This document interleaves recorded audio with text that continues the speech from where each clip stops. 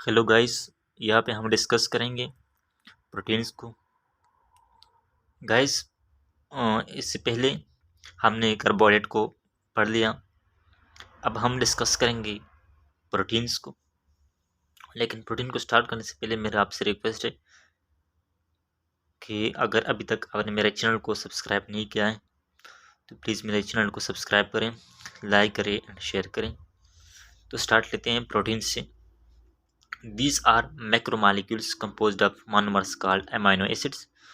Proteins जो है ना गाइस, ये भी एक मैक्रोमॉलिक्यूल्स है, एक पॉलीमर है जो कि मोनोमर से बना है अमीनो एसिड की यूनिट से। अमीनो एसिड जो है ना कंबाइन होते हैं, जैसे कार्बोहाइड्रेट में कार्बोहाइड्रेट जो है ना वहाँ पे क्या होता है, पॉलीसेकेराइड में मोनोमर्स जो है ना ग्लूकोज या फ्रुक्टोज या ग्लूकोज वगैरह जो है ना कंबाइन होते हैं, जिससे एक मैक्रोमॉलिक्यूल बनते हैं।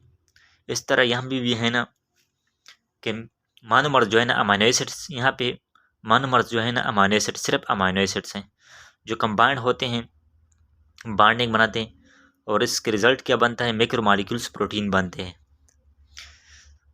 नेक्स्ट पॉइंट है these are most abundant organic compounds of the cell. आपको मैंने कहा था कि सेलुलोज जो है ना ये एक एबंडेंट ऑर्गेनिक कंपाउंड है, लेकिन एनवायरनमेंट में, टोटल एनवायरनमेंट में, नेचर में।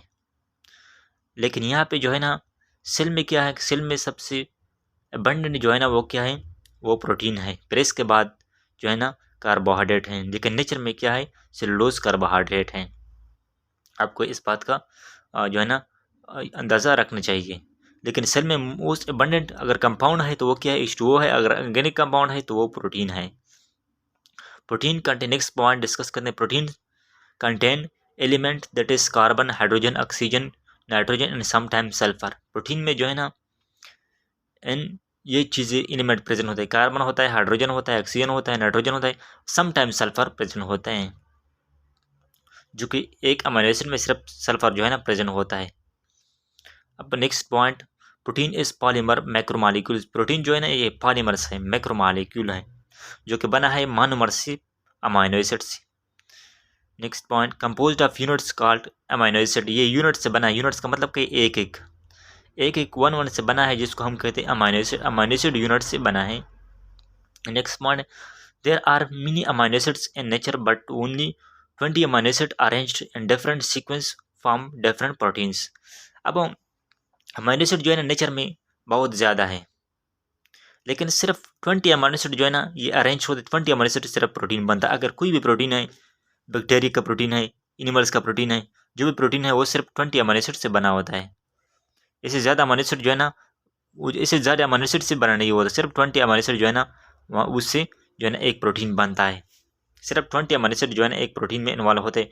बाकी अमीनो एसिड होते हैं, लेकिन वो जो है ना वो एज अ वेस्ट प्रोडक्ट जो है ना आपकी बॉडी एक्सक्रीट करती है या मुख्तलिफ फंक्शन करते हैं।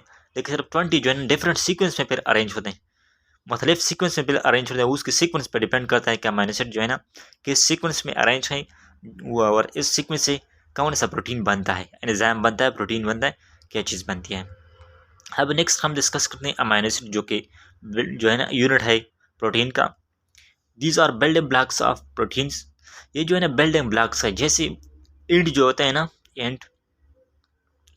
एंड जो होते हैं वो क्या होता है, एक बिल्डिंग की क्या होती है, यूनिट्स होते हैं। एंड जब होते हैं, एंड जब हम बिल्डिंग में लगाते हैं तो जब जब हम एंड को एक दूसरे के ऊपर रखते हैं तो क्या बनता है, बिल्डिंग बनता है। जिस तरह एक प्रोटीन्स के लिए अरेंजमेंट के लिए किस चीज़ की ज़रूरत है, अमीनो एसिड को आपने रखना है, जिससे आपको प्रोटीन मिलेगा। ये बिल्डिंग ब्लॉक्स है अमीनो एसिड का। Next point, these are amphoteric substance contain both acid and basic groups. अब अमीनो एसिड जो है ना ये एम्फोटेरिक सब्सटेंस है। एम्फोटेरिक सब्सटेंस का क्या मतलब है, एम्फोटेरिक सब्सटेंस वो सब्सटेंस है जो कि एसिड और बेस जो है ना दोनों वहाँ पे प्रेजेंट होते हैं। जो एसिड का काम करता है, बेस का काम करता है। जब आप उससे एसिड का काम लेना चाहते हो तो वो एसिड का काम कर सकता है। जब आप उससे बेस का काम लेना चाहते हो तो वो बेस का काम भी कर सकता है। वैसा पोजीशन किसका है, अमीनो एसिड का भी है। अमीनो एसिड एसिड्स भी है, बेसिक भी है, क्योंकि वहाँ पे एसिड ग्रुप भी प्रेजेंट है, बेसिक ग्रुप भी प्रेजेंट है, जिसको हम डिस्कस करेंगे। Amino acid contain amino and carboxyl group. Amino acid में अमाइनो और कार्बोक्सिल ग्रुप होते हैं। अमाइनो ग्रुप जो है ना ये कौन सा ग्रुप है, ये बेसिक ग्रुप है। अब कार्बोक्सिल ग्रुप जो है ना कार्बोक्सिलिक एसिड का ग्रुप ये एसिड ग्रुप है, इसलिए हम कहते हैं कि amino acid are amphoteric. Group amino and carboxylic group attach to central carbon car alpha carbon. अब अमाइनो और कार्बोक्सिलिक ग्रुप जो है ना, एक सेंट्रल कार्बन के थ्रू जो है ना आपस में कनेक्ट होते हैं, जिसको हम कहते हैं अल्फा कार्बन। सेंट्रल कार्बन को हम क्या कहते हैं? अल्फा कार्बन, जिसको हम डिस्कस करेंगे। Alpha carbon contain 4 different groups. Alpha carbon से अब 4 डिफरेंट ग्रुप अटैच होते हैं। एक तो कार्बोक्सिल और अमाइनो ग्रुप होते हैं, लेकिन इसके अलावा 2 और ग्रुप भी प्रेजेंट होते हैं। फर्स्ट जो है ना अमाइनो ग्रुप अटैच होता है, second carboxyl group, third alkyl group मतलब आर ग्रुप्स जो हैं, फोर्थ जो है ना हाइड्रोजन ग्रुप यहाँ पे अटैच होता है। ये 4 डिफरेंट ग्रुप अटैच होते हैं, जिसको हम कहते हैं अल्फा कार्बन। यहाँ पे 4 डिफरेंट ग्रुप में कभी कभी ये 4 डिफरेंट ग्रुप यहाँ पे अटैच होते हैं। अब हम फर्स्ट जो है amino acid different amino acid. अब आपको बस किस तरह पता चला कि एक अमाइनो एसिड दूसरे अमाइनो एसिड से डिफरेंट है? अब प्रोटीन का आपको इस तरह पता चलेगा कि प्रोटीन के लिए लाजमी है, डिफरेंट प्रोटीन के लिए लाजमी है कि वो डिफरेंट अमाइनो एसिड की डिफरेंट सीक्वेंस होगी। अब अमाइनो एसिड के लिए किस चीज़ की डिफरेंस होगी एक दूसरे से, वो किस चीज़ में डिफरेंट होगी? Amino acid are different due to only R groups. Amino acid जो है ना सिर्फ आर ग्रुप्स के थ्रू एक दूसरे से डिफरेंट होती हैं। सिर्फ आर ग्रुप जो है ना एक दूसरे से डिफरेंट होता है, जिसके थ्रू हम कहते हैं कि अमाइनो एसिड एक दूसरे से क्या है? डिफरेंट है। अगर आर ग्रुप डिफरेंस है, आर ग्रुप जो है ना हमेशा अमाइनो एसिड में डिफरेंट होगा। एक अमाइनो एसिड में आर ग्रुप के जगह पर हाइड्रोजन होगा, दूसरे अमाइनो एसिड में आर ग्रुप की जगह पर एरोमेटिक ग्रुप होगा, दूसरे में आर ग्रुप की जगह पर कोई और जो है ना। आर ग्रुप का मतलब क्या है? अल्काइल। अल्काइल का मतलब क्या है? Are groups. आर मतलब क्या है? कार्बन, जहाँ पे कार्बन अटैच होते हैं, कार्बन या हाइड्रोजन कोई भी ग्रुप सब अटैच होते हैं। अल्काइल ग्रुप जो है ना, इसका मतलब है अल्केन्स। अल्केन्स यहाँ पे प्रेजेंट होंगे, जिस अल्केन्स में चाहे वहाँ पे सल्फर अटैच हो अल्केन के साथ, चाहे वहाँ पे एरोमेटिक ग्रुप अटैच, चाहे वहाँ पे नाइट्रोजन ग्रुप अटैच हो, लेकिन अल्केन्स होंगे। समटाइम इट इज़ हाइड्रोजन और अदर। समटाइम ये अल्काइल ग्रुप जो है ना, मैंने आपको कहा कि हाइड्रोजन भी हो सकता है, ये अदर ग्रुप्स भी हो सकते हैं, एरोमेटिक और नाइट्रोजन वगैरह ग्रुप्स हैं। Amino acid sometime contain sulphur. Amino acid में जो है ना समटाइम सल्फर भी प्रेजेंट होते हैं। अब अमाइनो एसिड का यहाँ पे एक डायग्राम मैंने डिस्कस किया है। ये जो सेंट्रल कार्बन है ना, ये जो कार्बन है, ये इसको हम क्या कहते हैं? Alpha carbon. यहाँ से एक साइड कार्बोक्सिल ग्रुप अटैच है, इस साइड से nitrogen group amino group attach है, और यहाँ पे ऊपर जो है ना हाइड्रोजन ग्रुप है, नीचे जो है ना आर ग्रुप है।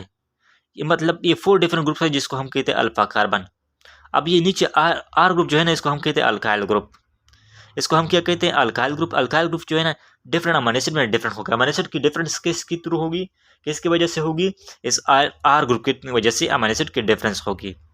अब इस आर ग्रुप में कभी यहाँ पे हाइड्रोजन होता है, कभी यहाँ पे CH3 ग्रुप होता है, कभी यहाँ पे एरोमेटिक ग्रुप होता है। मुख्तलिफ अमाइनो एसिड में ये आर ग्रुप जो है ना डिफरेंट होता है, और जिसके थ्रू हम जान सकते हैं कि ये अमाइनो एसिड जो है ना ये दूसरे अमाइनो एसिड से क्या है? डिफरेंट है। उम्मीद है स्टूडेंट आपको इस लेक्चर की समझ आ चुकी होगी। तो मज़ीद मेरे लेक्चर देखने के लिए मेरे चैनल को लाइक करें, सब्सक्राइब करें एंड शेयर करें। Thank you for watching.